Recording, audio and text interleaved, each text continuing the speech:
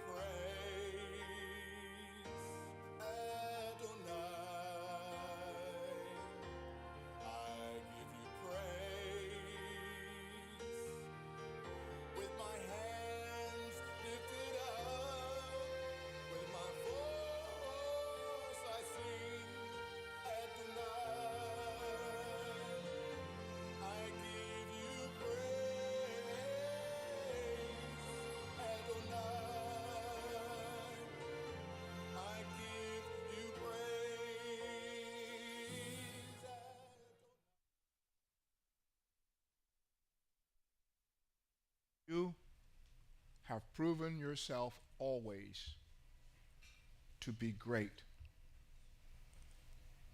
And we gather on this Shabbat to give you honor, glory, and praise. There is no El like you. You have become, or you are our protector. You are our covering. You provide to us grace and mercy. You look down upon us.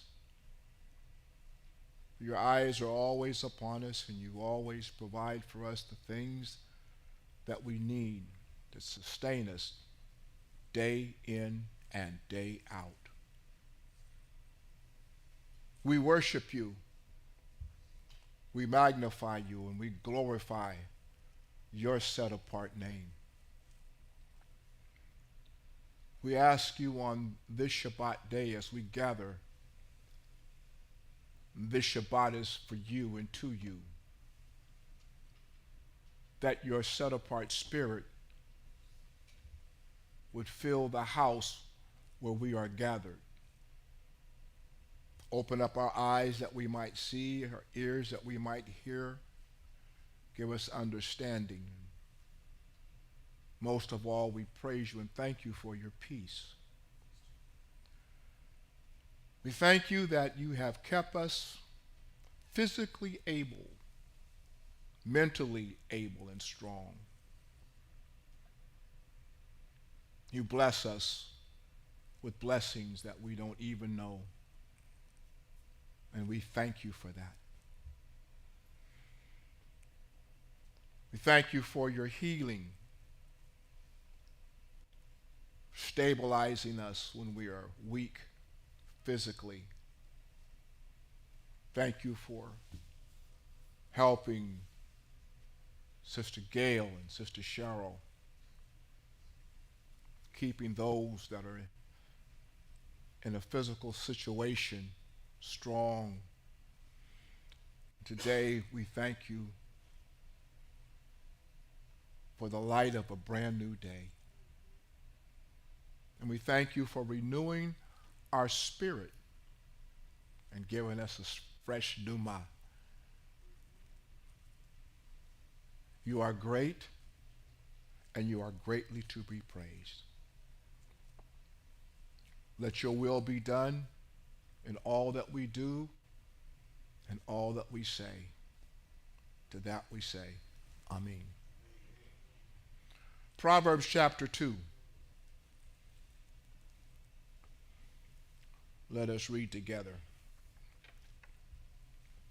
My son, if you will receive my words and store my commands inside you, paying attention to wisdom, inclining your mind toward understanding, yes, if you will call for insight and raise your voice for discernment, if you seek it as you would silver and search for it as far for a hidden treasure, then you will understand the fear of Yahweh and the knowledge of El. For Yahweh gives wisdom. From his mouth comes knowledge and understanding. He stores up common sense for the upright, is a shield to those who conduct is blameless, in order to guard the course of justice, preserve the way of those faithful to him. Then you will understand righteousness, justice, fairness, and every good path. For wisdom will enter your heart, knowledge will be enjoyable for you, discretion will watch over you, and discernment will guard you. They will save you from the way of evil and from those who seek deceitfully, who leave the paths of honesty to walk in the ways of darkness, who delight in doing evil and take joy in being stubbornly deceitful, from those whose tracks are twisted and whose paths are preserved. They will save you from a woman who is a stranger. That woman there in the text is a metaphor for idolatry.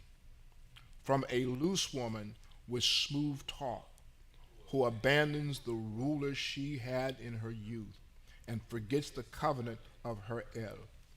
Her house is sinking toward death. Her paths lead to death, to the dead. None who go to her return. They never regain the path of life. Thus you will walk in the way of good people and keep the paths of the righteous, for the upright will live in the land. The pure-hearted will remain there, but the wicked will be cut off from the land, the unfaithful rooted out of it. Let's say Amen. You may be seated.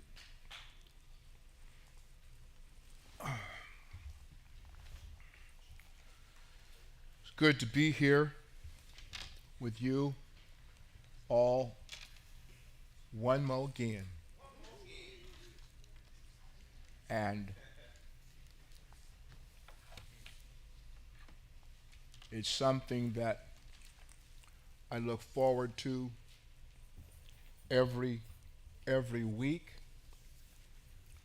I thank you for your faithfulness, and I thank you for your support as we come to this last Sabbath in this Gregorian calendar year. Your support and your faithfulness has helped us to remain and continue to do what we do, not just to help you, but new people that come in and those who are attentive by way of the stream. Your financial support has helped us to keep the doors open when they should be. Well, I shouldn't say that. I shouldn't say that. When in the norm of things, they should be closed. But because we are faithful and you all have been faithful, the doors of First Tabernacle Fellowship remain open, and we're able to reach those who follow us by way of the stream each week. We're able to share with them this knowledge that the Most High has provided for us to have.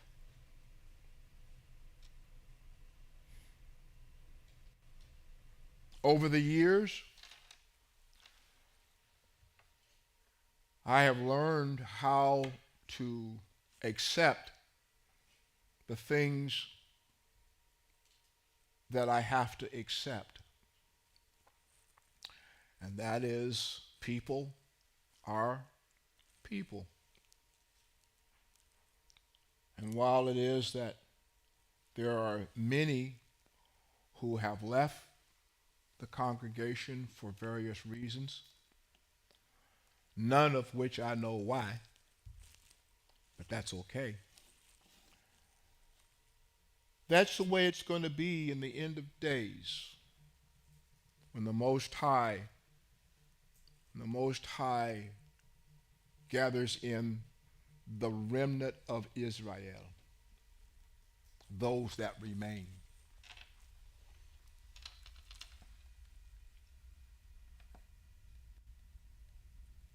Thank you for those of you who have reached out to me and First Tabernacle Fellowship by way of the stream and by your text or your email messages. Today I'm going to address some things that have come to me in that medium.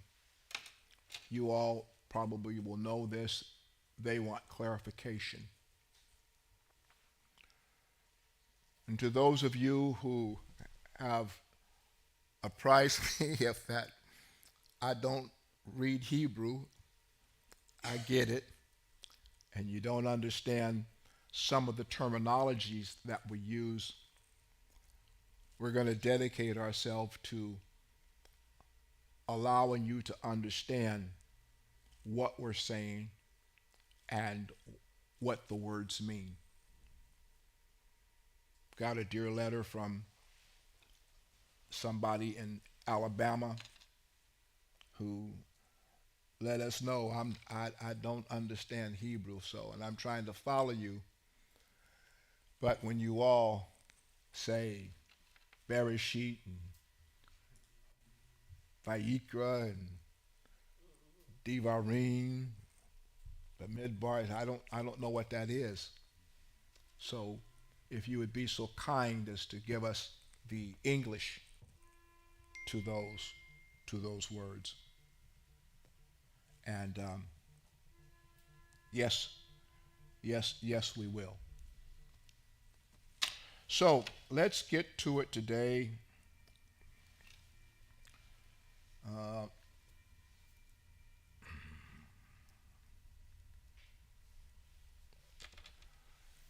You've heard me say many times why I don't use the terminology God and Lord. Today, I'm going to explain that in more detail so that you will understand where I'm coming from.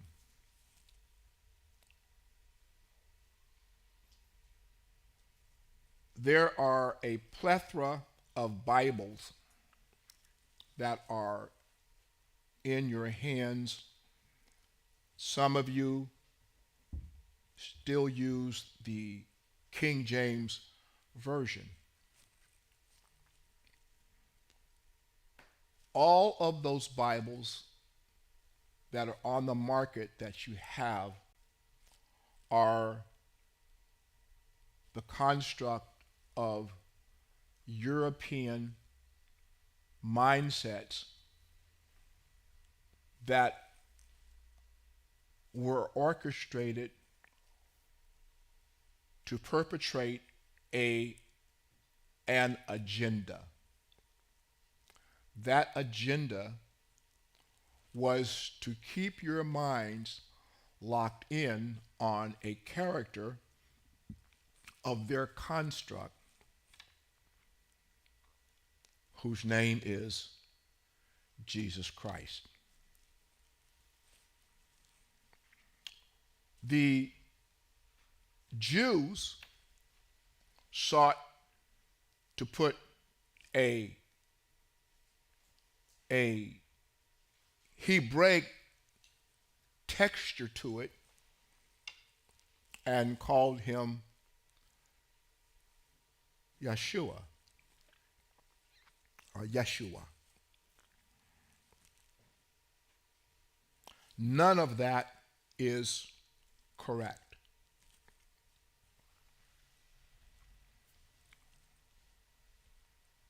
Over 68,000 times in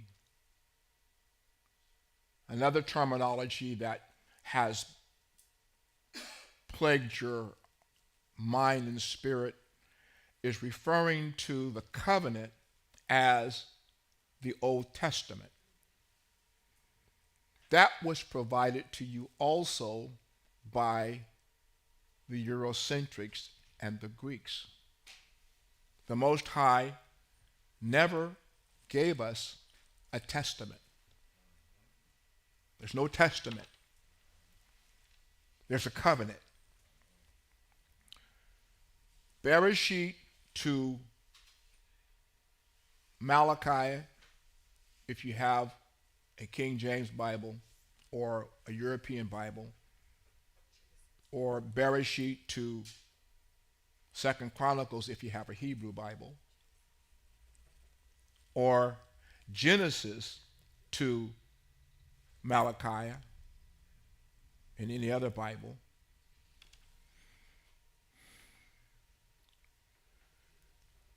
are the works of individuals who are not the Father's people.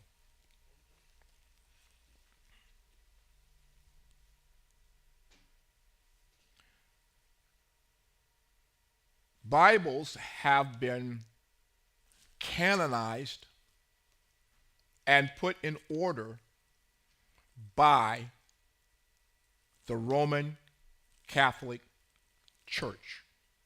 They are the ones who propose the order and the construct of what should be and what shouldn't be.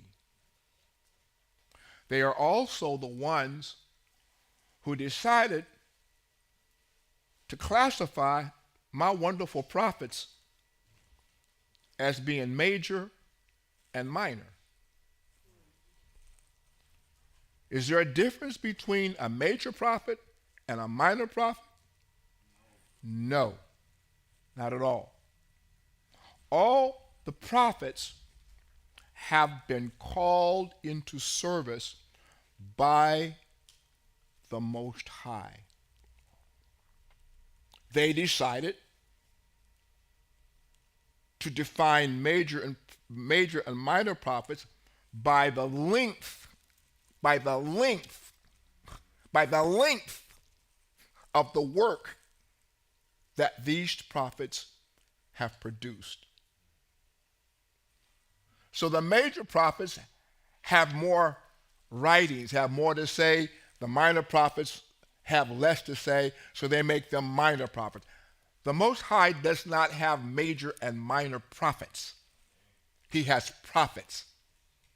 And those prophets speak at his behest to tell a people, which happens to be Hebrew Israel. He has prophets that speak to Hebrew Israel what he wants them to tell them. Last week's presentation, Isaiah chapter 40, we clarified how the Most High sees the nations. I repeat it for you once again. He sees them as a drop in the bucket and a speck of dust. In other words, he sees the nations as nothing. But he tells you, Hebrew Israel, I will give nations for you. That's how he sees you. So we have to clear our heads of all the minutia that is negative to the mindset that the Most High has proposed for his people. So we're going to go somewhere today, right off the bat.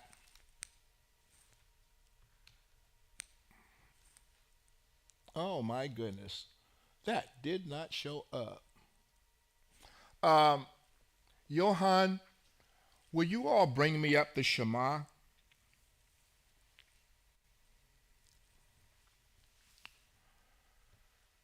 I'm going to show you something in text. Doesn't show up on this board. All that white and red and yellow stuff in there is the Shema. On the screen, you can see the Devarim, or Deuteronomy, chapter 6 and verse 4. I'm going to read it to you in the King James.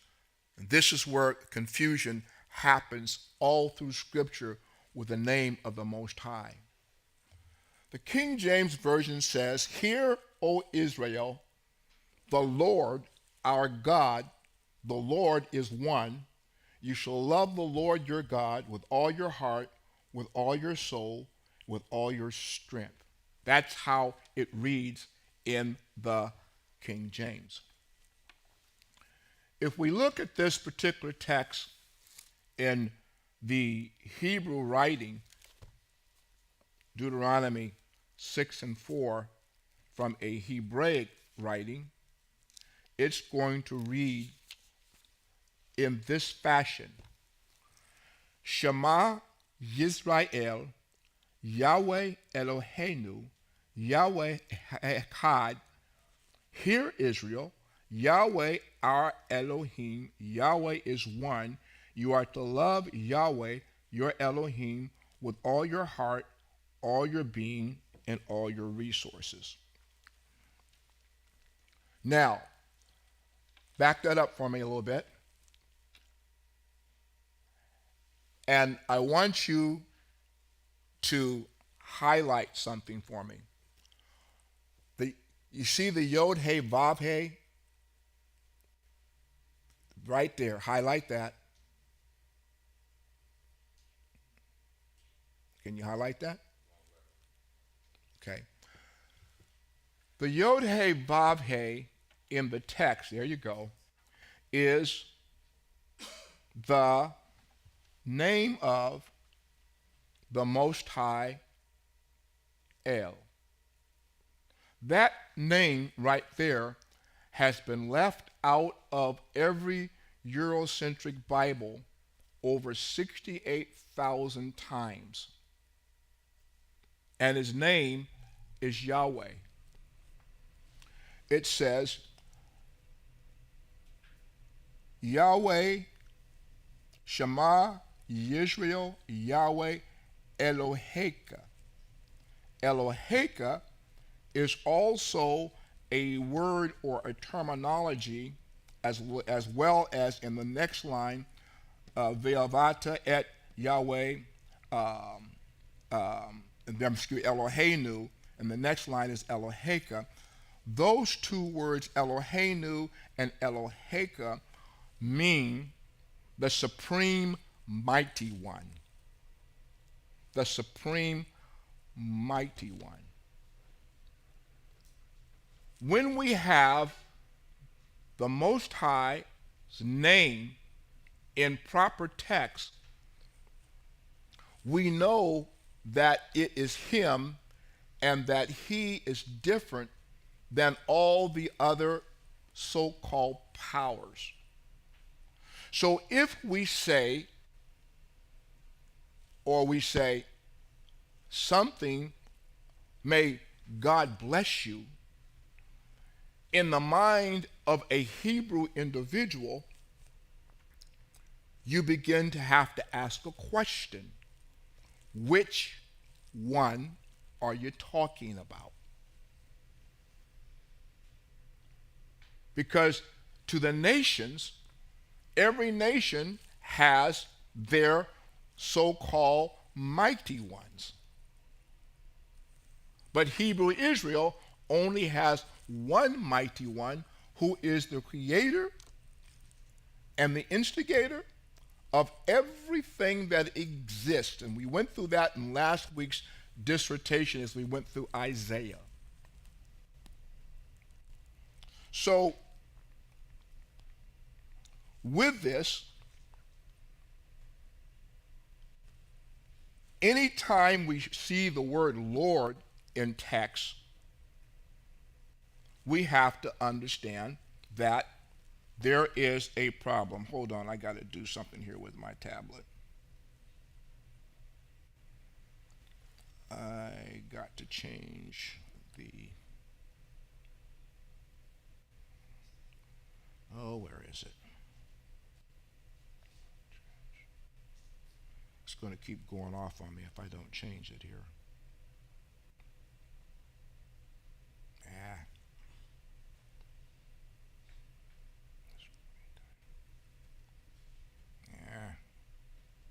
Okay. You're just going to fight me today because I can't find it right now.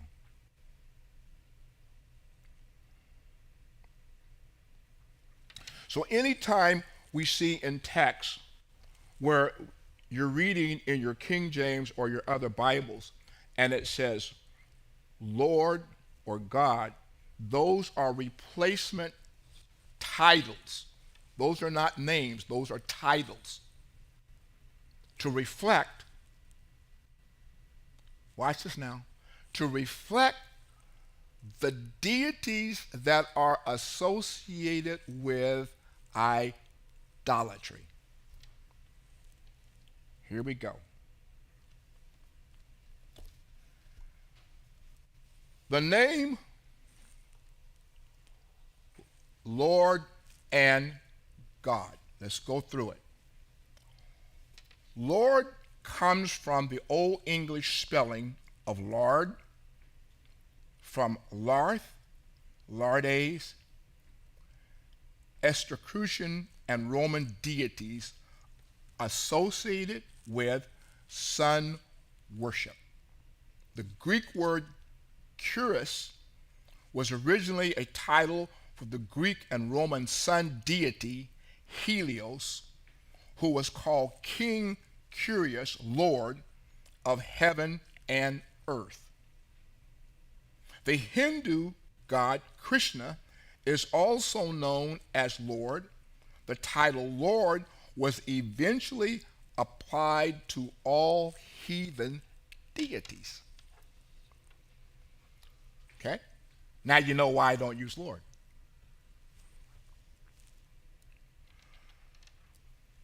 God, on the other hand, there are three derivatives that are associated with the word God. God, Gad, Gud are interrelated names. God was a common Teutonic Germanic word applied to superhuman beings of heathen mythologies. Poop, there it is. There it is. Of what? Of heathen mythologies. So when we look at JC being a demigod, he is a part of heathen mythologies that is the construct of the Greeks. Later, the word God was adopted by Christianity as the generic name of the supreme being. Now there's a word in there in the definition. What? Says that was what? Adopted. Adopted. Just like the Ashkenazis adopted themselves to be the Father's people. Okay? It has become the most the most popular translation of the Hebrew word Elohim, or mighty one. Most Christians believe that the name Elohim is God, but they do not know the personal name of the Father is Yahweh. Now, there's a problem with this name. They don't have a problem saying that the mighty one has given Jesus a name that is above his name, that every knee should bow and every tongue should confess. We went through Isaiah last week, and we heard the Most High say that every knee and every tongue should bow and confess to him. So if we go across the street, they have come into the prophet Isaiah, pulled that out and pasted it into their text to make their so-called deity our deity. So we have when I look at this issue of JC, we have a wannabe. We have a wannabe the Most High, but you're not. I sounded like Whoopi right there, but you're not. Whoopi Goldberg, but you're not. Now, Gad was the Babylonian, Canaanite, Syrian deity of good luck or fortune, also called Mene, the god of destiny, who was regarded as the Lord Moon. The city of Gad was named after this deity. Gad was identified with Jupiter, the sun deity, and applied to Nimrod, whose general character was that of a sun god or sun divinity. God was the Anglo-Saxon name for a good god versus an evil god. Now, when you pull out your dollar bill and it reads, "In God we trust," the interpretation of that is, "In fortune we trust." That's what it means. So now we understand why it is I don't use God or I don't use Lord, because they're associated with things that are of an idolatrous heathen connection. Now, let's deal with this one. Holy versus Cordesh, set apart. Holy, holiday, Holy Spirit are all interrelated and come from the Hindu religion.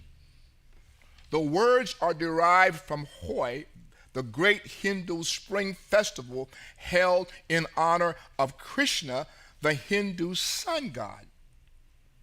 What should we use? You notice I don't use the word holy anymore. This is the reason why. I use the word set apart, or Kodesh is the proper word for set apart unto Yahweh. So you and I have been set apart unto Yahweh. We've been made Kodesh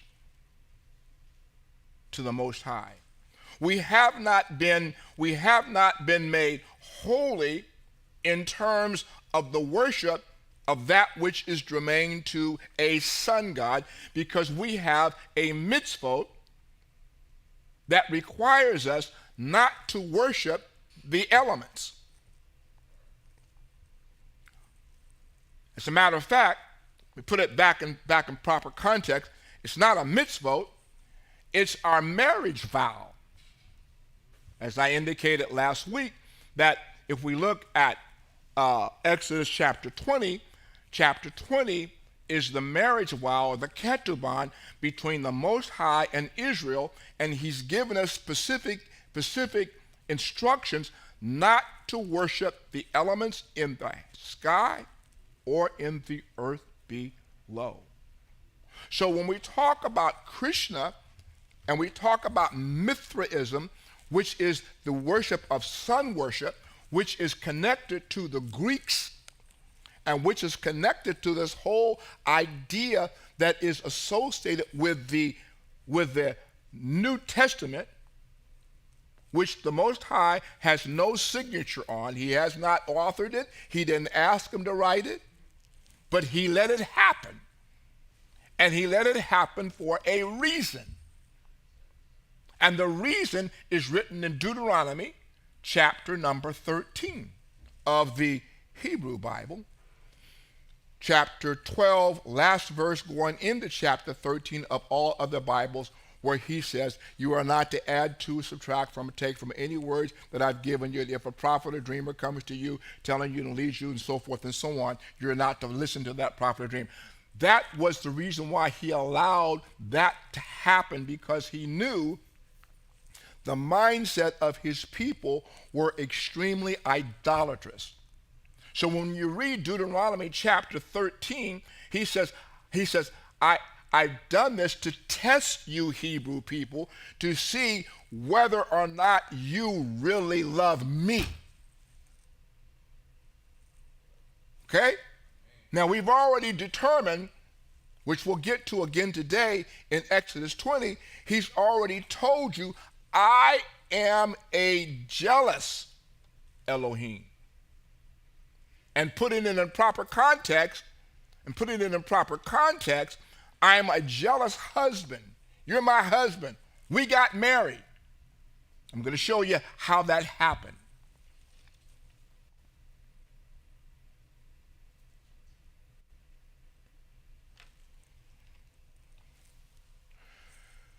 The wedding vows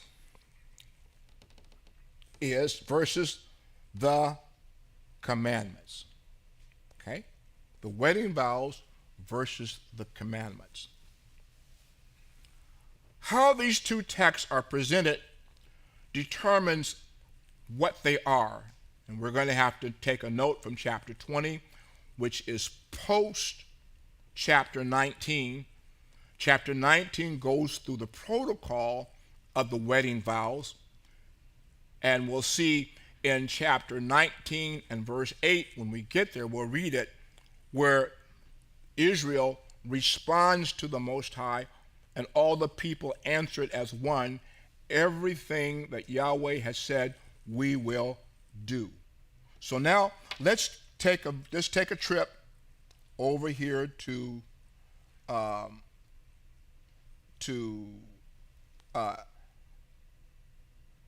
Exodus Shemot 19. Come on. What's wrong with my stuff today? Okay.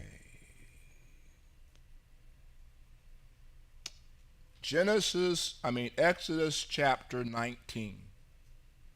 And we're going to have to read a bit. In Exodus chapter 19, it starts reading this context. Follow along, because you're going to hear some things that are going to tie this all together. In the third month, after the people of Israel had left the land of Mitzrayim, the third month is in the spring. And if I'm correct with it, it's probably likely in May. In the third month, Israel had left the land of Egypt. If I read this Hebraically, Egypt's going to be in the Masoretic text, it's going to be Mitzrayim. It won't be Egypt, it'll be Mitzrayim. The same day they came to the Sinai desert. After setting out from Rephidim and arriving at the Sinai desert, they set up camp in the desert there in front of the mountain. Israel set up camp. Moshe went up to the Mighty One, and Yahweh called to him from the mountain. Now he's gone up, Yahweh has called to him. Here's what you are saying to the household of Yaakov, to all the people of Israel. Take note once again. He's speaking to the household of Yaakov.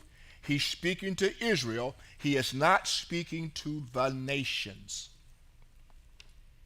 You have seen what I did to the Egyptians and how I carried you on eagle's wing and brought you to myself. Now, put a pin in this. If you will pay careful attention to what I say and keep my covenant, then you will be to me my own treasure from among all the peoples of all the earth is mine, and you will be a kingdom of kohanim for me, a nation set apart. Okay? Let's go back. Let's understand. I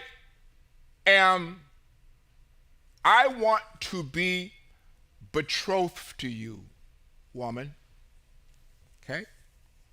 And in the process of us getting to know each other, and while I'm getting ready to propose to you, I need you to understand who I am and who I'm going to be to you and who you're going to be to me. Therefore, I need you to pay attention to what I'm going to say, and I want you to keep my covenant. Okay? Now, we have determined that Exodus chapter 20, which the world calls the commandments of the Most High, are not his commandments, but the marriage vows. The covenant is somewhere else. We're going to get to that. We're going to point that out to you, because the issue is keep my covenant. Then you will be my treasure from among all the peoples, for all the earth is mine, and you will be a king having dominion, and be a priest or a kohanim for me, a nation set apart. These are the words you are to speak to the people of Israel. Moshe summoned the leaders of the people and presented them with all these words which Yahweh had ordered him to say. Here it is. Here it is. All the people answered as one, everything Yahweh has said we will do. Do you take this man to be your Lord? I do. Do you take Yahweh to be your divine husband? I do. Do you promise to listen to and abide by everything he says? We will. Verse number 8. Moshe reported the words to Yahweh, of the people to Yahweh. Yahweh said to Moshe, see, I'm coming to you in a thick cloud. Now this is the way he's going to present himself to the people, so that the people will be able to hear when I speak with you, and also to trust in you forever. Moshe had told Yahweh what the people had said, and Yahweh said to Moshe, go tell the people today, tomorrow separate them for me by having them wash their clothing and prepare for the third day. Okay? Now, I don't know too many brides who got married with a stinky body. I don't know. There probably have been some, but those of you that have taken your marriage seriously have prepared yourself and adorned yourself and come to meet your husband being clean. So the Most High tells them, I need you to tell them to go wash themselves, wash their clothing, and be prepared for the third day. For on the third day, Yahweh will come down on Mount Sinai before the eyes of all the people. You are to set limits for the people all around and say, be careful not to go up on the mountain or even touch its base. Whoever touches the mountain will surely be put to death. No hand is to touch him, for he must be stoned or shot by arrows. Neither animal nor human will be allowed to live. When the shofar sounds, they may go up on the mountain. Moshe went down from the mountain to the people and separated the people for Yahweh, or the Mighty One. They washed their clothing. He said to the people, prepare for the third day. Don't approach a woman. Now, the Most High is getting ready to make the pronunciation of the marriage. He's telling the people, you men, don't approach a woman. In other words, don't have intercourse with her. That's what he's saying. On the morning of the third day, there was thunder, lightning, and a thick cloud on the mountain. Then a shofar blast sounded so loudly that all the people in the camp trembled. Moshe brought the people out of the camp of meeting to meet the Mighty One. They stood near the base of the mountain. Mount Sinai was enveloped with smoke because Yahweh descended onto it in fire. Its smoke went up like the smoke of a furnace, and the whole mountain shook violently. The sound of the shofar grew louder and louder. Moshe spoke, and Yahweh answered him with a voice. He answered him how? With a voice. Now, I want you to imagine in your mind. We've all said we've heard the Mighty One speak to us. Okay? We hear him speaking in a different manner than our ancestors did. Okay? And I want you to understand something. If today the Most High spoke to us the way he spoke to our ancestors, our response would be the same as theirs. Loud, loud, loud. He'd speak loud, it would be thunderous, and thunder would have nothing on him. And you better believe that you would tremble in your boots. Israel said to Moshe, we don't ever want to hear this voice again. So you really want to hear him talk to you, do you? You really want to hear him talk to you? The bravest individual on the face of the earth would be shaken at the voice of the Most High.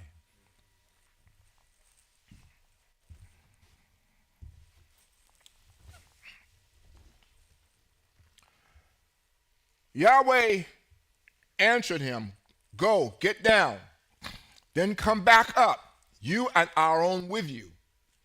But don't let the Kohanim and the people force their way through to come up to Yahweh, or he will break out against them. Okay? Now here comes the wedding vows. Remember, he says, I need you to listen to what I am going to say. I need you to pay careful attention to what I'm going to say. Yes, I'm going to make a covenant with you, because even a wedding vow is a covenant that's made between two people, or a vow between the Most High and his people.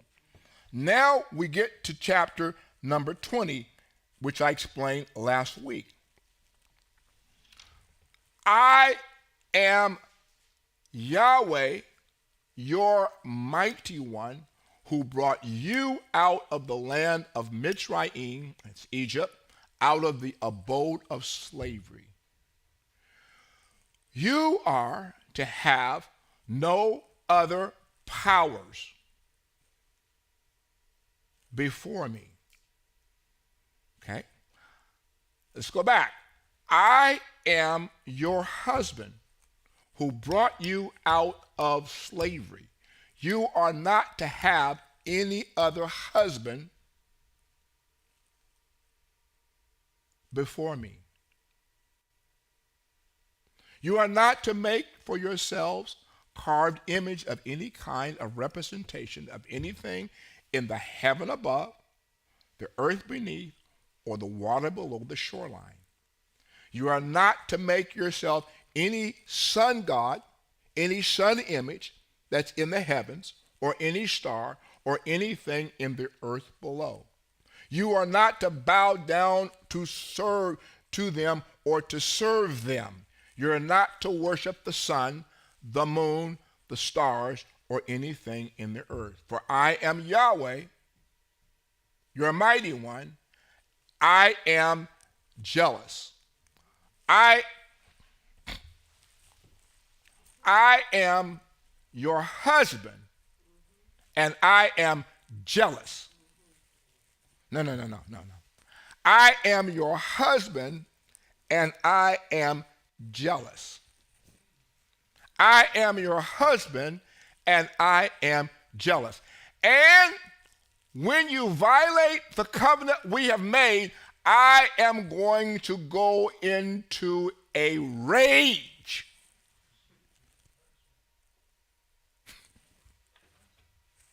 That's what jealousy does. And the Most High went into a rage. In Isaiah, he says, I once was angry with you. When we get down to the chapters where he starts talking about the redemption of Israel, I was once angry with you. But I'm not going to be angry with you any longer. He tells us that. So now, when we read all of these things in chapter 20, these are the marriage vows and the covenant that we've made with the Most High, for which we get back to chapter 19. He said, all that Yahweh has said, everything my husband has said, I will do. Okay? Now let's go over to Exodus chapter 34.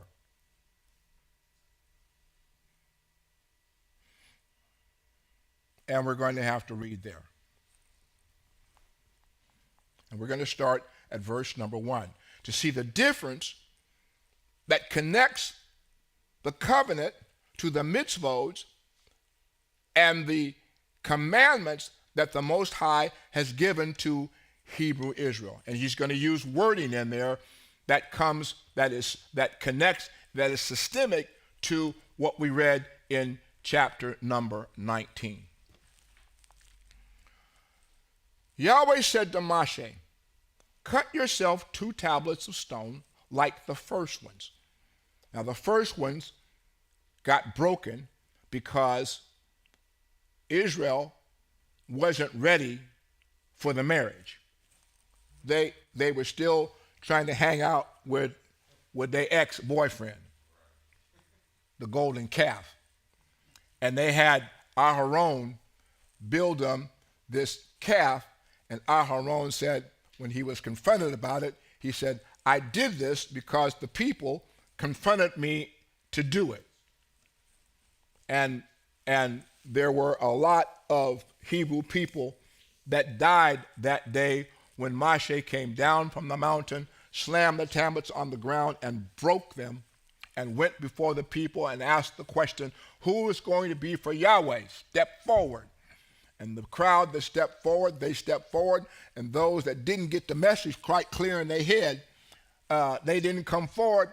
But when they heard Moshe tell the people to step forward, I want you to kill all those folks back there, I can hear them. Oh, wait. I didn't understand. Too late. That's one time you didn't need to be deaf, because it cost you your life. And he had cousins and uncles and mothers and fathers kill sons and daughters and granddaughters and everybody else who did not step forward at that command. Verse 2, be ready by morning. In the morning you are to ascend Mount Sinai and present yourself to me on the top of the mountain. No one is to come up with you. No one is to be seen anywhere on the mountain. Don't even let the flocks of the herds feed in front of this mountain. Moshe cut 2 stone tablets like the first. Then he got up early in the morning and with the 2 stone tablets in his hand ascended Mount Sinai as Yahweh had ordered him to do. Now the language here is the same language that we're reading in chapter 19 when he called Moshe to the mountain and ordered him to come. Yahweh descended in a cloud, stood with him there, and pronounced the name of Yahweh. Yahweh passed before him and proclaimed, Yod-Heh-Vav-Heh, or Yahweh, Yahweh is El. Now, the double pronunciation of his name means to say that I was merciful before and I will be merciful after. So I'm merciful. Is merciful and compassionate, slow to anger, rich in grace and truth, showing grace to the thousands generations, forgiving offenses, crimes, and sins, yet not exonerating the guilty, but causing the negative effects of the parents' offenses to be experienced by the children and the grandchildren, and even by the 3rd and 4th generation. At once Moshe bowed his head to the ground, prostrated himself, and said, if I now have found favor in your view, Yahweh, please let Yahweh go with us, even though, come on, even though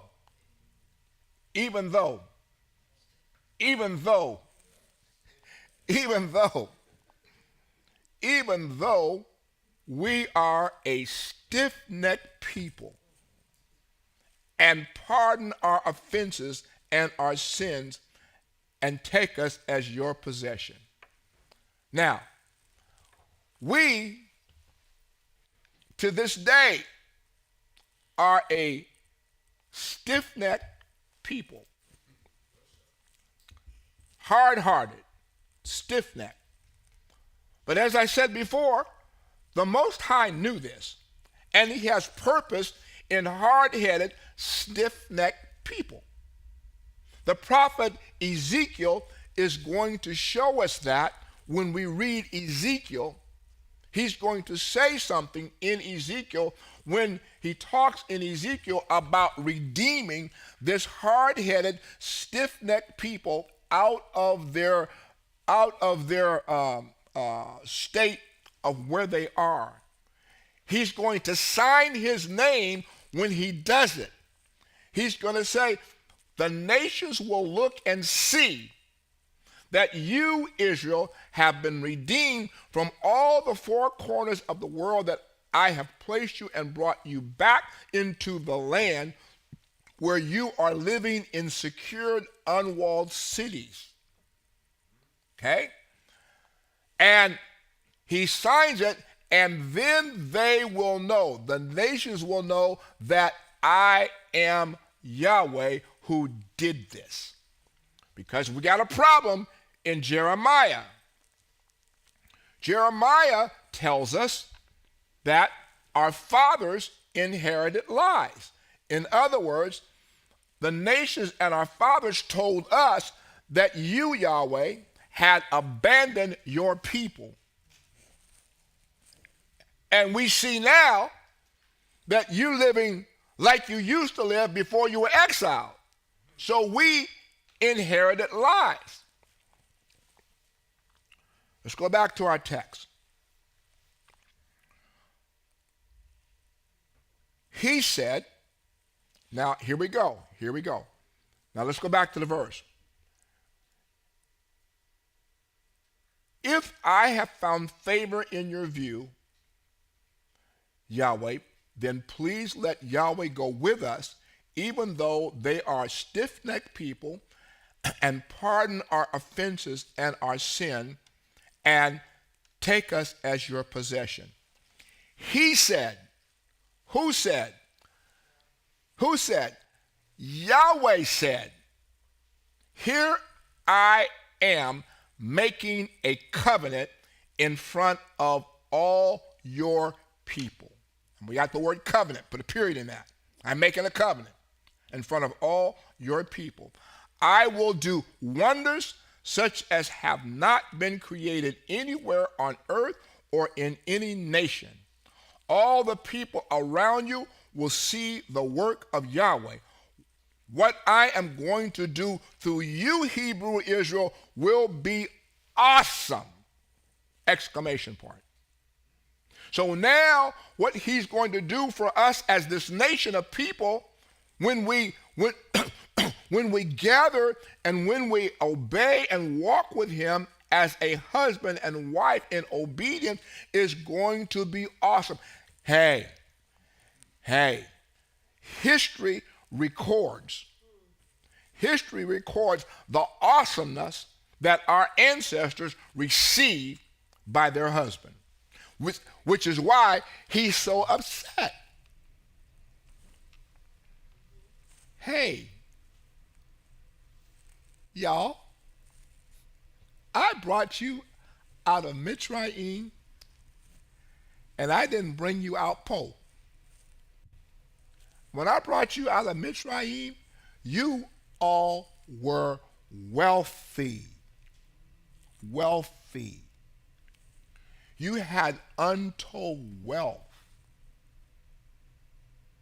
And I was your fire by night and your cloud by day.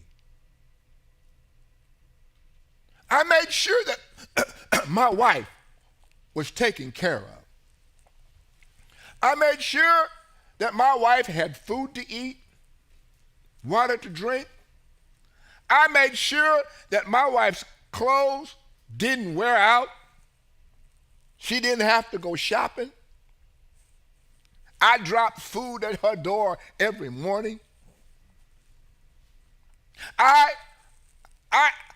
fought and deposed all of her enemies right in front of her. I made her to become a furious nation amongst the nations, that at the sound, just the sound of her coming, struck fear in the nations that she was approaching. And even the nations that she wasn't approaching, those nations even had fear of her and heard of the awesome things that I did for her. Come on, y'all. Come on. I give nations for you. And you want to go serve the sun god? And gods of wood and stone that don't have eyes, don't have feet, can't hear? I'm making a covenant with you. I'm going to do awesome things. Here we go. Observe what I am ordering you to do today. Here, I'm driving out ahead of you the Emori, the Canaanite, the Hittite, the Perizzite, the Hivi, the Yuvasi. I'm driving out all of Ham's people. Be careful not to make a covenant with the people living in the land where you are going, so they won't become a snare within your borders. Okay? Don't make a covenant with them. Rather, you are to demolish their altars, smash their standing stones, and cut down their sacred poles, because you are not to bow down to any other power, since Yahweh, whose name is jealous, is a jealous Elohim. Do not make a covenant with the people living in the land. It will cause you to go astray after their powers or gods and sacrifice to their gods. We just got through explaining what gods are. Then they will invite you to join them in eating their sacrifices, and they will take their daughters as wives for your sons. Their daughters will prostitute themselves to their own gods and make your sons do the same. Let's cut to the chase.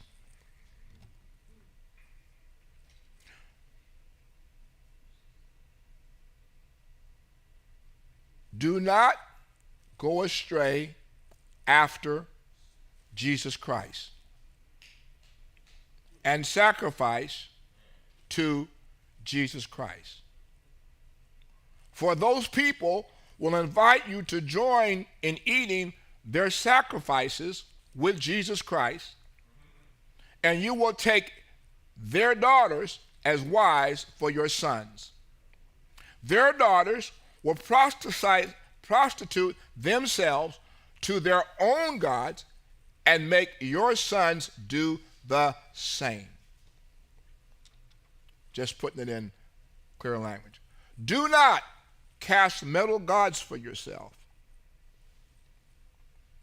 Keep the festival of matzah by eating matzah as I ordered you for 7 days during the month of Aviv. Aviv happens in the spring.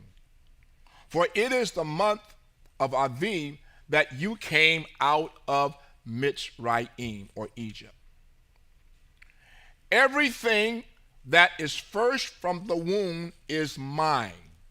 All your livestock you are to set aside for me the males, the firstborn of cattle and flock, the firstborn of a donkey you must redeem with a lamb.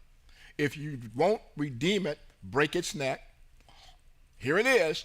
All the firstborn of your sons you are to redeem, and no one is to appear before me empty-handed.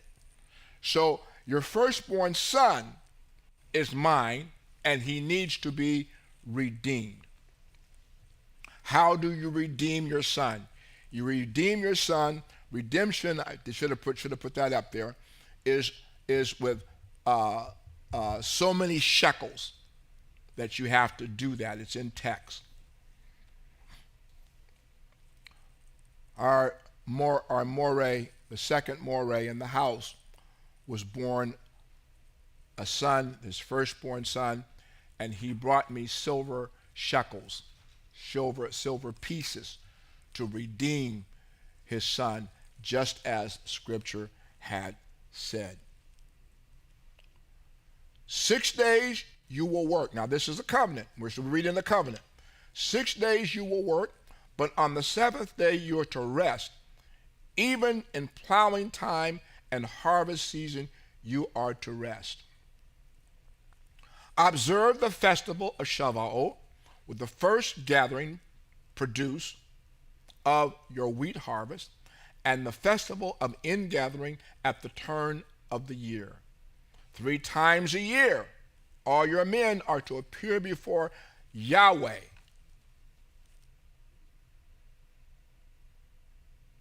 The Elohim, or the mighty one of Israel. For I am going to expel nations ahead of you, expand your territory, and no one will even covet your land when you go to appear before Yahweh, your mighty one, 3 times a year. You are not to offer the blood of my sacrifice with leavened bread, and the sacrifice of the feast of Pesach is not to be left until morning. You are to bring the best first fruits of your land into the house of Yahweh. Now, in order to understand this particular text, we have to go back to Exodus chapter number 12. We have to read all of that narrative to see how the Passover or the Pesach is supposed to be handled and how and what's supposed to go on there. But the issue is these festivals we are supposed to honor. You are not to boil a young goat in its mother's milk. Yahweh said to Moshe, write these words down because they are the terms of the covenant I have made with you and with Israel. This is the covenant. Moshe was there with Yahweh 40 days, 40 nights, during which time neither ate food nor drank water. Yahweh wrote on the tablets the words of the covenant, the 10 words. That's the commandment. The difference between the two. 1:19 begins to set up the conditions of the marriage. 20 are the vows. This 34 is the covenant that he's made with all of Israel. We go back to 19. Let's go back to 19 for a minute. Let's go back to 19 and listen to what he has said. If you pay careful attention to what I'm saying and keep my covenant, we just read the covenant, then you will be my own treasure from among all the peoples, for all the earth is mine, and you will be a kingdom of Kohanim for me, a nation that is set apart. Okay? Hope I've answered that question. All right. Now, let's get back to the task at hand before I got off last week. We're going to try to finish it up this week. Maybe we will, maybe we won't. I think that I've established enough information that it should be well in your minds that this character cannot be the creator. In the Greek text, they have written these words. Look,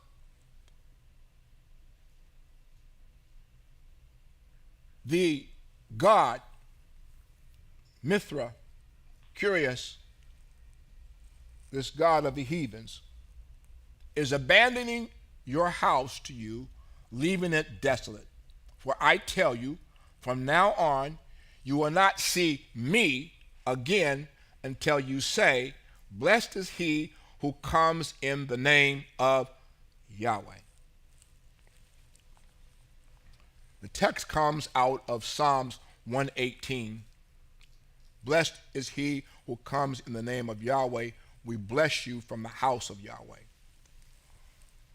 When we go to the front of this text in Matthew and read down to this passage, in verse 39, JC is telling the people how hypocritical Torah teachers and Parashim, or the Pharisees, are.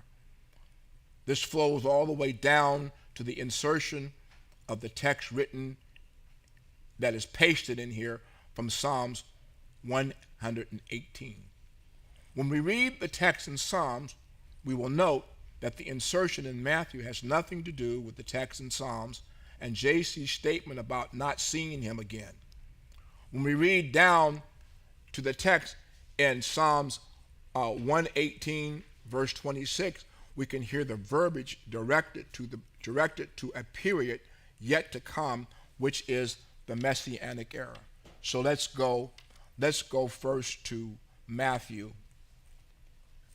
Let's go to Matthew chapter 23. Matthew chapter 23, and we're going to look down here. We got a long ways to go, so we're going to pick it up somewhere. When we look at chapter 23 of Matthew, what we have in there is we have all these woes. Woe, woe, woe, woe, woe. Pick it up in verse 23. Woe to you hypocritical Torah teachers. 25. Woe to you hypocritical Torah teachers. 27. Woe to you hypocritical Torah teachers. 29. Woe to you hypocritical Torah teachers. Okay? And so we got all these woes. We get down to verse number 33. You snakes, sons of snakes. Now he's calling them snakes, sons of snakes. How can you escape being condemned to Gehenna? Therefore, I'm sending you prophets and sages and Torah teachers. Some of them you will kill. Indeed, you will have them executed on a stake as criminals. Some you will flog in your synagogues and pursue from town to town. And so on, you will fall the guilt for all the innocent blood that has ever been shed on earth. For the blood of the innocent, Hevel of Zechariah and Ben Bechariah, who you murdered between the temple and the altar. Yes, you are all this will fall on this generation. So now he's talking about all these woes. Jerusalem, Jerusalem, you kill the prophets. You stone those who are sent to you. How often I wanted to gather your children, just as a hen gathers her chicks under her wings, but you refuse. Look, Yahweh is abandoning your house to you, leaving it desolate. That particular text also comes out of our Hebrew text. It's in bold print. For I tell you, from now on, you will not see me again. Me. Until you say, blessed is he who comes in the name of Yahweh. Now let's go to Psalms. Let's go to Psalms chapter 118, and let's read what it has to say. We're going to start in Psalms. We're going to start in the front of it and read down. Give thanks to Yahweh, for he is good, for his grace continues forever. Now Israel, let Israel say, his grace continues forever.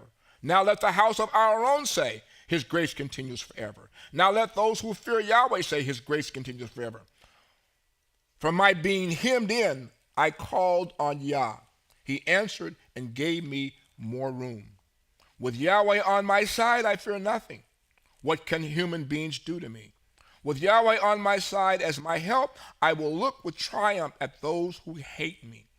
It is better to take refuge in Yahweh than to trust in human beings. Better to take refuge in Yahweh than to put one's trust in princes.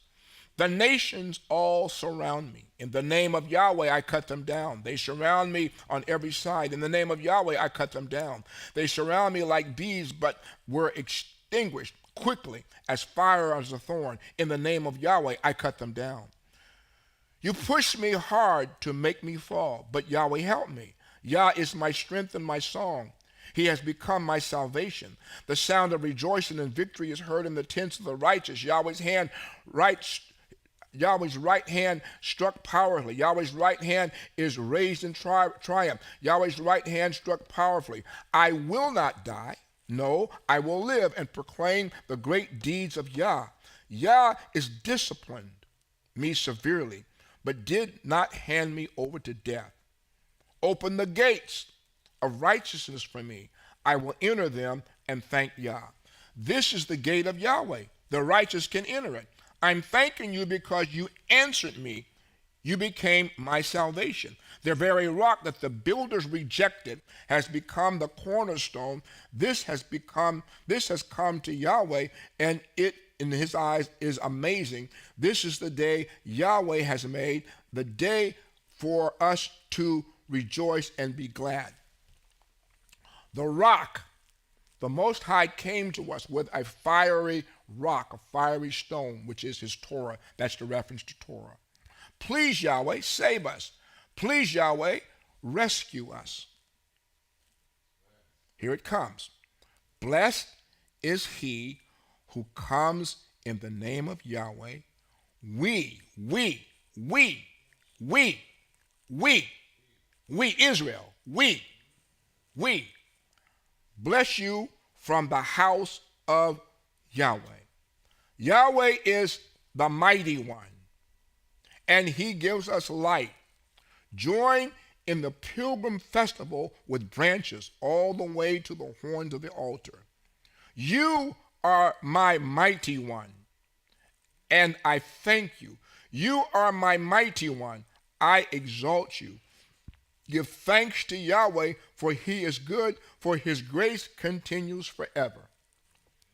That's the whole 119 Psalms, from which this portion down here, he hath added in Mathew, trying to make reference to himself.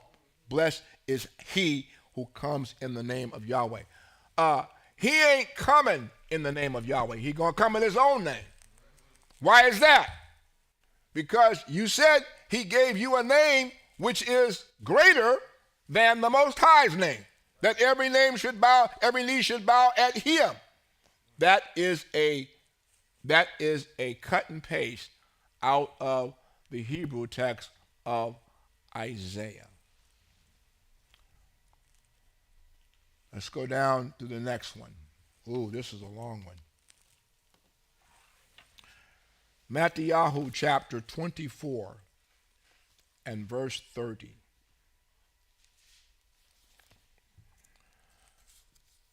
We'll read it, and we'll read the comparison because the text is taken out of the book of Daniel. Then the sign of the Son of Man will appear in the sky, and all the tribes of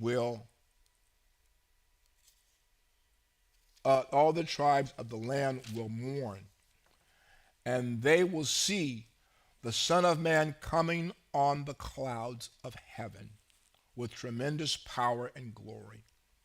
He will send out his angels with a great shofar, and they will gather together his chosen people from the four winds, from one end of heaven to the other.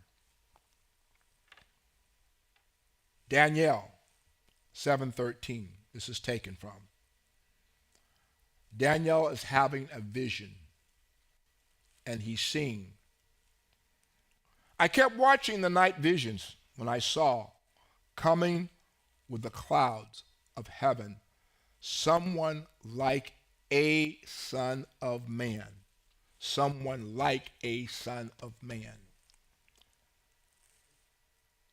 The terminology son of man is a terminology that is systemic to someone who looks human.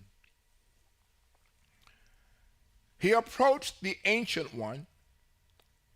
Now the Ancient One is the Mighty One, the Most High. Okay? So this Son of Man coming on the clouds is approaching the Ancient One, the one who is the Most High, and was led into his presence. To him was given rulership, glory, and a kingdom, so that all the peoples, nations, and languages should serve him. His rulership is an eternal rulership that will not pass away, and his kingdom is one that will never be destroyed. There's only one power, there's only one entity, or one significant power that we can relate that to, and that is the Mighty One, the Most High, because what is Daniel having? He's having a vision. The text in Matthew makes one believe that the coming on the clouds is JC. By using the text from Daniel, they want you to believe that Daniel is prophesying about this Greek Messiah. But by reading our text in Daniel, we can see that Daniel is seeing a vision relating to the end of days. Looking at the pretext leading up to Daniel 7 and 13, we see these words: I kept watching. Then, because of the arrogant words which the horn was speaking, I watched as the animal was killed. His body was destroyed. It was given over to be burned up completely. As for the other animals, their rulership was taken away, but their lives were prolonged for a time and a season. The beasts in the text, or these animals, refer to nations that will be destroyed at the end of days. Then Daniel proceeds to continue the vision in a manner that says, I saw someone like a son of man, or a human being, because Daniel uses the paraphrasing son of man as the Greek text uses the same term. Commentators want you to believe that this prophecy is about JC. The term son of man is used in other places in text. In Greek Bibles, the phrasing son of man is used in different texts. First, in Numbers chapter 23 and verse 19, the Greek text uses the word son of man, while the Hebrew text uses human being. In Psalms 8:4 and Psalms 80 and 15, it also uses son of man, reads differently in the Greek text Bible, and does not follow the Masoretic text. If we go to Psalms 144 and verse 3, 146 verse 3, Isaiah 51 and 12, 56 and 2, Jeremiah 49 and 18 in the King James Bible, we will see that they use this terminology, son of man. Ezekiel uses the term throughout the Greek text. In every instance, the term refers to a human being, which is not JC.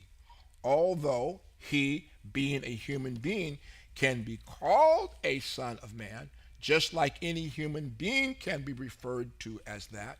While JC is of son of man, there is no clear indication that he is the one referenced in the text.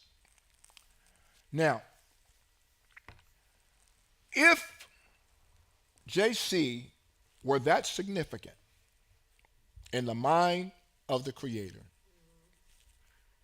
the Creator says, I have told you and shown you everything from the end to the beginning. I've shown you that. If JC was so important to him and was going to be so important to his people, why would he have had to shroud him in prophecy?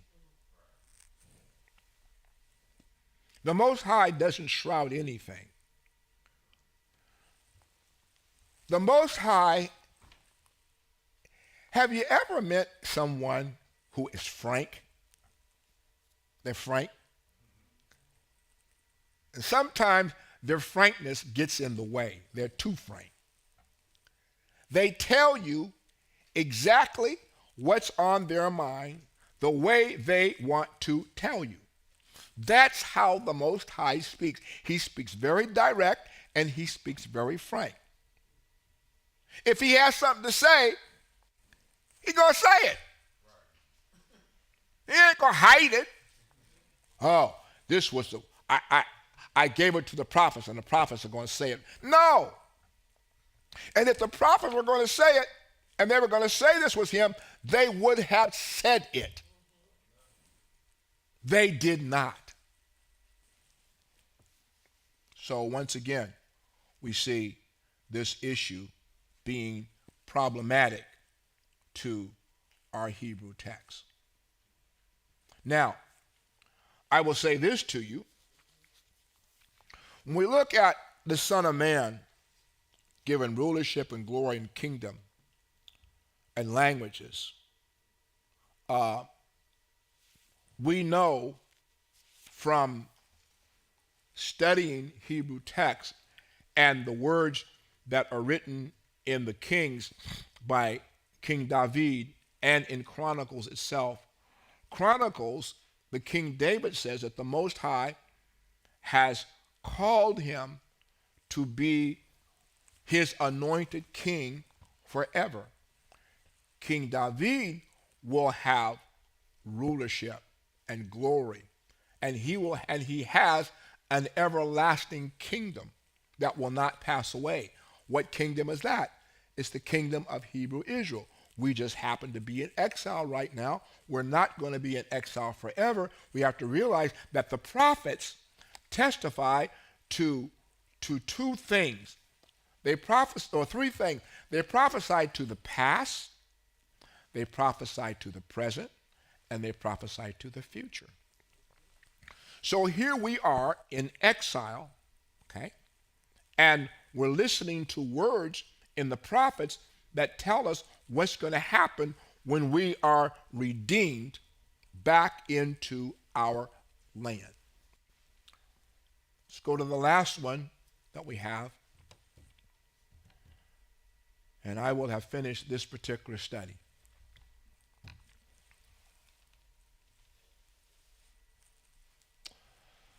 Matthew 24 and 30.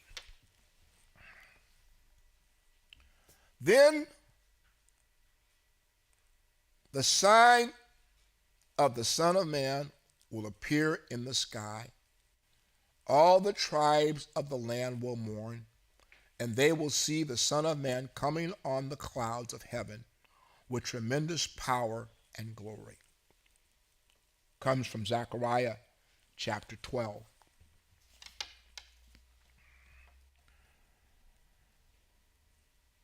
When that day comes, we got a word there. We got a word that says, when that day comes. I will seek to destroy all nations attacking Jerusalem, and I will pour out on the house of David and all those living in Jerusalem a spirit of grace and power. They will look to me, whom they have pierced. They will mourn for him as one mourns for an only son. Let's go here. The New Testament makes us think that because it uses the term, let's see, is this the same one? This shouldn't be the same one. No. That the Son of Man, and their insert the Hebrew text from Zechariah, that Zechariah is prophesying about JC. However, in understanding Zechariah, he prophesies about the end times, not the current day and time associated with the Greek text. In Zechariah, verse number 9 speaks to the day that Yahweh will destroy all the nations that come up on Jerusalem. The text says what Yahweh will do for the house of David and those living in Jerusalem. Then he talks about how they will look to me, whom they have pierced. Just because JC was pierced, that does not make Zechariah about JC. So who is the me in Zechariah that's being pierced? As we read the whole text, the prophecy uses the term when that day comes, referring to when these nations try to go against Jerusalem. Since the text is about the set-apart city during the time of Hebrew Israel redemption, the me is about the Hebrew nations who will look towards Yahweh and grieve over their fellow Hebrews, who the nations have slain during their exile, and mourn them. Since the redemption of Israel has not occurred, this cannot be about JC and he's ruled out. So as we close this study, Zechariah chapter 9 happens to be that the Most High speaks to the prophets in metaphors and allegories.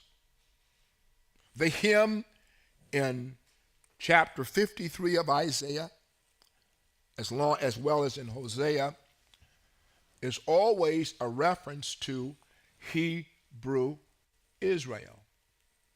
What has happened to us in exile? Well, we've been pierced. Our people have been bruised. We've suffered death. We've suffered affliction. We've suffered all the things that the prophet writes about. Just because the Most High uses in terminology that you associate in this Western world, doesn't mean that he's talking about this demigod that the Greeks have contrived. And by the way, did not come into existence until 325 AD at the Council of Nicaea. Before the Council of Nicaea, there was nobody called Jesus Christ. As a matter of fact, the name wasn't Jesus Christ. The name was Isus, derived from Jesus. Look it up.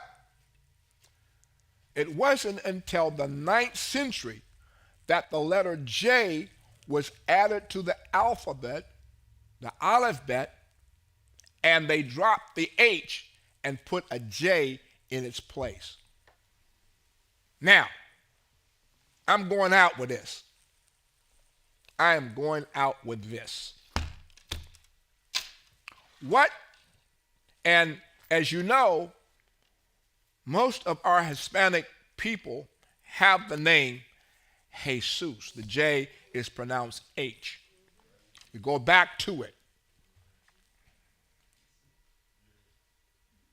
Constantine named this person Jesus in connection with their Greek god Serapis. There's a whole dissertation about how that came about. When you understand what the name Jesus means, can I stand up? When you understand what the name Jesus means,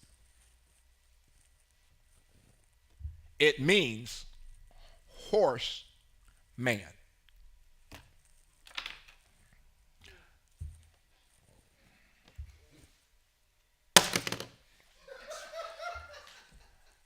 I didn't have a mic to drop,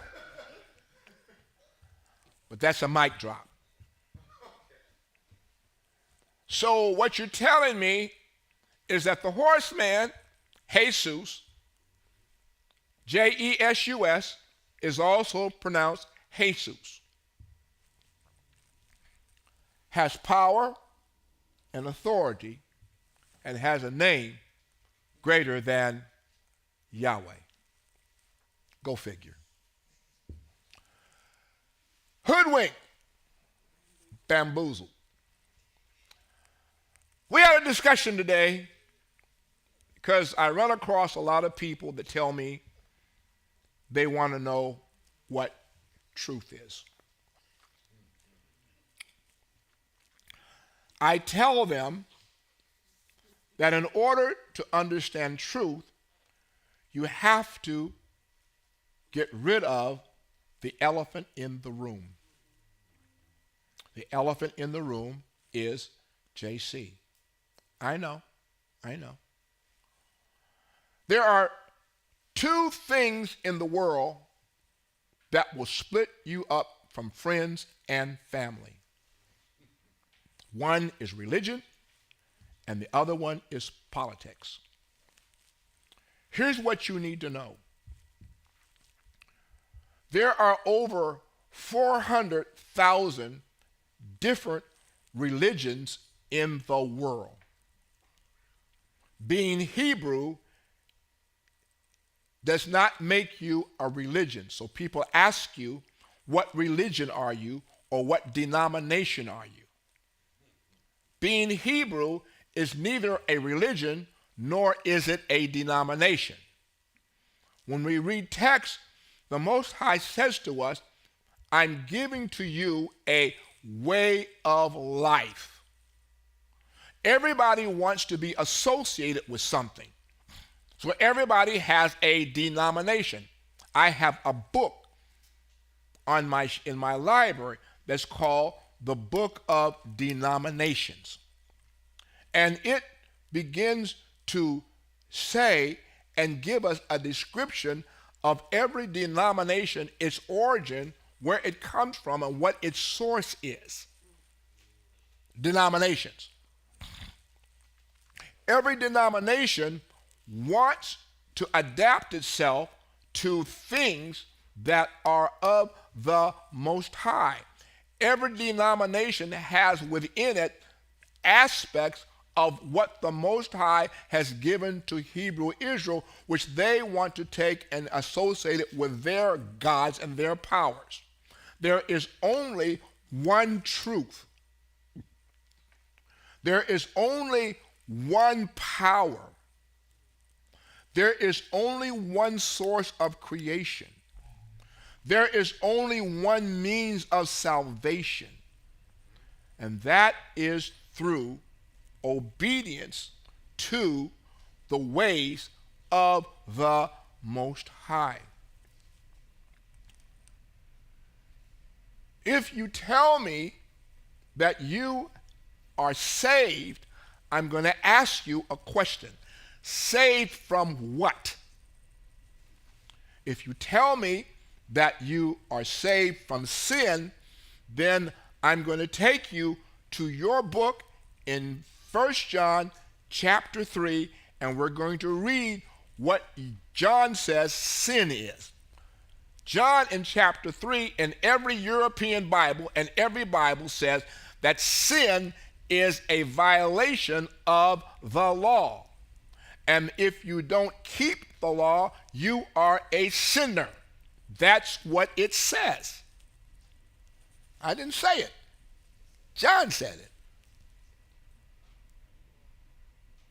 Exclude the pretext of 1 John and the post-text within that. He's telling you that if you don't follow the law, you are a sinner. So I'm going to ask you again, what are you saved from? Because you're not saved from sin, because sin is a violation of the law, which for us Hebrews is Torah. Torah and the law are synonymous.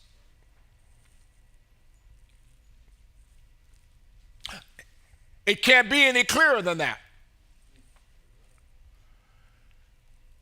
So,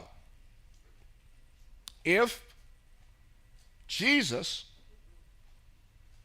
did away with the law and fulfilled the law, then what he has done, he has caused you to be a sinner.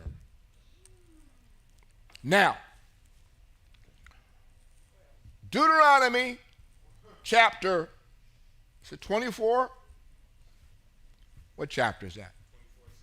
24:16 says that every person who sins must die for his own sins, which means, and Ezekiel chapter 18 says the same thing. So a human being cannot die for your sins. You will die for your own sins. So this Greek mythology that has been espoused to you that says Jesus gave his only begotten Son so that you could be saved is not true, because Exodus chapter 20 verse 4, get it right, says that Israel is my first, did I get it right? Exodus what? 4 and 24. Excuse me. 4 and 22. Exodus 4 and 22 says, Israel is my firstborn son. Go tell Pharaoh to let Israel, my son, go. So every daddy, I say this all the time, every father knows who his son is. The Most High knows who his son is. Jesus Christ is not his only begotten son. Israel is. The Most High said it.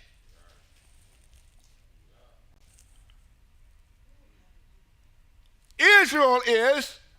The Mighty One said it.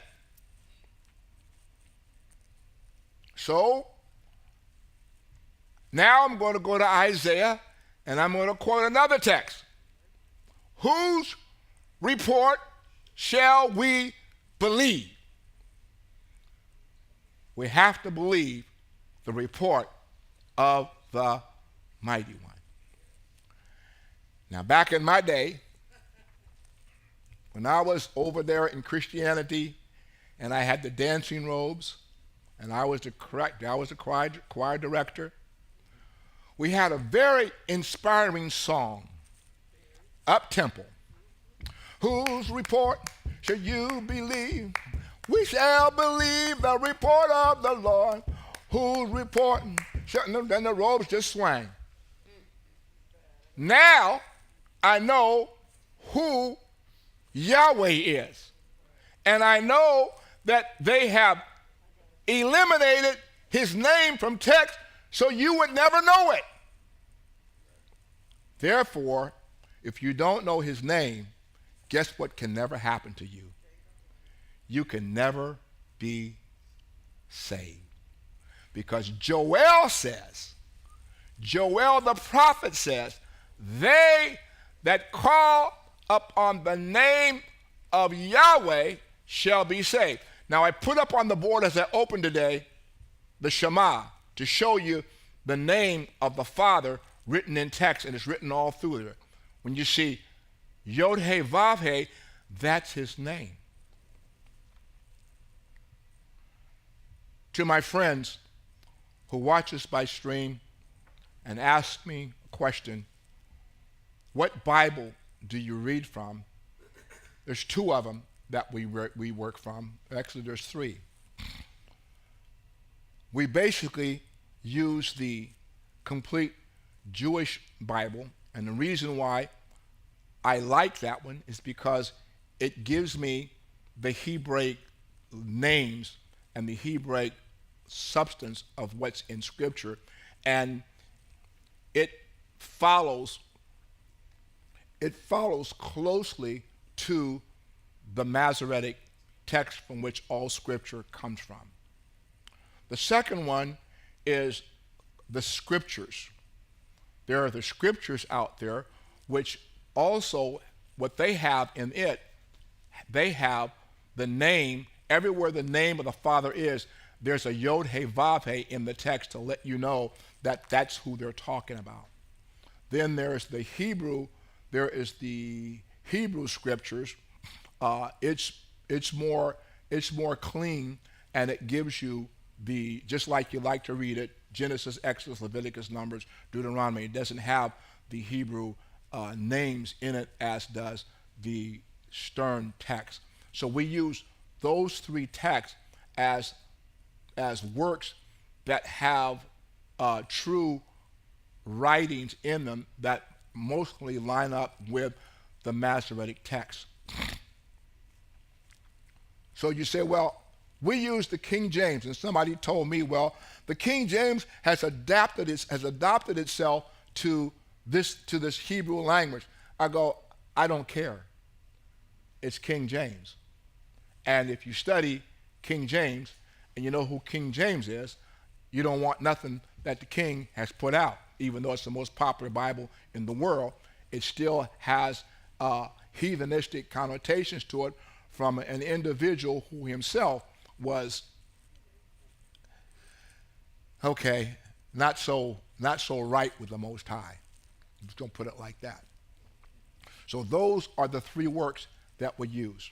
So I hope that I've answered your questions today, and I want to thank you for for watching the stream and following us. Our job here is to do what text has given us to do, and that is our responsibility is to teach the nations about Yahweh.